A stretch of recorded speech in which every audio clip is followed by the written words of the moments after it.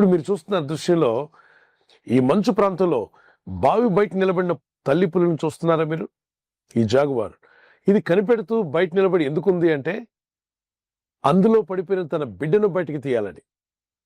తన పిల్ల పడిపోయింది కాబట్టి దాన్ని రక్షించుకోవాలి, దాన్ని ఎలాగైనా కాపాడుకోవాలన్న ఆశతో, తృష్ణతో అది అలా కనిపెట్టుకొని ఎదురు చూస్తుంది. ఏ విధము చేతనైనను పడిపోయిన బిడ్డను పైకి లేపాలని. జంతువుల్లోనే ఇటువంటి గొప్ప ప్రేమను పెట్టిన దేవుడు మానవులైన మనందరి కొరకు ఆయన కనిపెట్టుకుని ఉంటాడా? అందుకే అంటాడు, ఆయన మనల్ని కరుణించాలని కనిపెట్టుకున్నాయట. పడిపోయిన బిడ్డలను రక్షించుకోవడానికి జంతువులే ఎంతో ప్రయత్నం చేస్తుండగా, జీవం గల దేవుడు ఆయన విశ్వాసం వచ్చిన నిన్ను లేవనెత్తాలని, నిన్ను బలపరచాలని, నిలబెట్టాలని ఎంతో ప్రయత్నిస్తున్నాడు. విశ్వాసంతో ఈ వాగ్దానం ఎత్తి ప్రార్థిద్దాం. తప్పనిసరిగా దేవుడు మిమ్మల్ని కూడా కరుణించి, రక్షించి, కాపాడి, వర్ధిల్ల చేసి ఆయన సాక్షులుగా నిలబెట్టుకొని ప్రభు రాకటకు మిమ్మల్ని అందరినీ సిద్ధపరచునుగాక. ఆమేన్. చిన్న ప్రార్థన చేసుకుందాం. పరలోకమందున్న మా తండ్రి, మీ నామాన్ని గనపరుస్తూ, స్తుతిస్తూ, మహింపరుస్తున్నాను. అనుదినం మీరు మాకు ఇస్తున్న కృపావార్తను బట్టి మీ నామాన్ని గనపరుస్తున్నాను.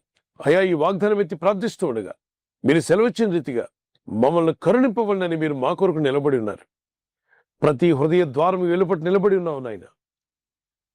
మీ స్వరమిని మేము ఆహ్వానిస్తే మా లోనికి రావాలని, మా జీవితాల్లో గొప్ప కార్యాలు చేయని మీరు ఆశిస్తున్నారు.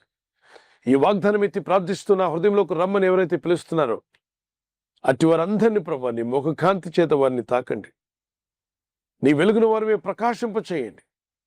వారిని, వారి బిడ్డలను, వారి కుటుంబాలను, వారి పనుల్లో, వారి ఉద్యోగాల్లో, వారి పిల్లల చదువుల్లో కూడా నీ గొప్ప సహాయం అనుగ్రహించండి. ఎవరైతే శ్రమల్లో, కష్టాల్లో, దుఃఖంలో, వేదంతో ఉన్నారో ఈ ఉదయకాలం వారందరికీ విడుదలిమ్మని అడుగుతున్నాను. రకరకాల పరిస్థితుల్లో ఏం చేయాలో ఇటు తోచని పరిస్థితుల్లో ఉన్న వారికి సరైన ఆలోచన, సరైన జ్ఞానం ఈ ఉదయకాలం వారికి దయచేయండి. ఈ ప్రజల యొక్క ఉద్యోగాల విషయంలో, వ్యాపార విషయంలో, బిడ్డల చదువుల విషయంలో, వారి వివాహాల విషయంలో, ఒక బిజినెస్ ప్రారంభిస్తున్నా, ఉద్యోగ ప్రారంభానికి వెళ్తున్నా, ఒక మంచి కార్యక్రమాన్ని ప్రారంభిస్తుండగా వారు చేస్తున్న ప్రయత్నాలు ఫలించలాగున మీ దూతలకు ఆజ్ఞాపించండి. ఎవరైనా హాస్పిటల్లో ఉన్నా, ఐసీయూలో ఉన్నా ప్రభు, ఎవరైతే సీరియస్ కండిషన్ లో ఉండి బాధపడుతున్నారో వారికి యేసు నామములో స్వస్థతను అనుగ్రహించండి. కృంగిపోయిన వారిని లేవనెత్తండి. మీ గాయపడిన హస్తమును చాపి వారికి ఉన్న సకల రోగాల నుండి విడుదల ఇచ్చేయి. వారిని లేపి నడిపించడాన్ని సాక్షులుగా నిలబెట్టుకోండి. ఈ ఉదయకాలం ప్రతి రోగి యేసు నామములో స్వస్థత నొందునుగాక. తండ్రి, ఈ దినం ఎవరైతే ప్రయాణమై వెళ్ళబోతున్నారో, అది రైలు మార్గమైనా, ఆకాశ మార్గమైనా, బస్సుల్లో, వాహనాల్లో ఎక్కడ ప్రయాణం చేస్తున్నా, రోడ్డు మార్గంలో ఏ వాహనంలో వారు ప్రయాణం చేస్తున్నా, నీ ప్రజలకు కాపాడే దూతలను పంపండి. ఏ విధంగా వారు సమస్యలను బయటపడగలరో, ఏ విధంగా ప్రయత్నం చేస్తే వారి జీవితాలు ఆశీర్వదించబడతాయో తగిన జ్ఞానమును, వివేకమును వారికి అనుగ్రహించి వారిని, వారి కుటుంబాలను జ్ఞాపం చేసుకుని దీవించి బలపరచమని, గాయపడిన వారిని వారి గాయములు మాన్పువాడు నీవే, కృంగిపోయిన వారిని లేవనెత్తువాడు నీవే, బలహీనులకు బలాభివృద్ధినిచ్చేవాడు నీవే.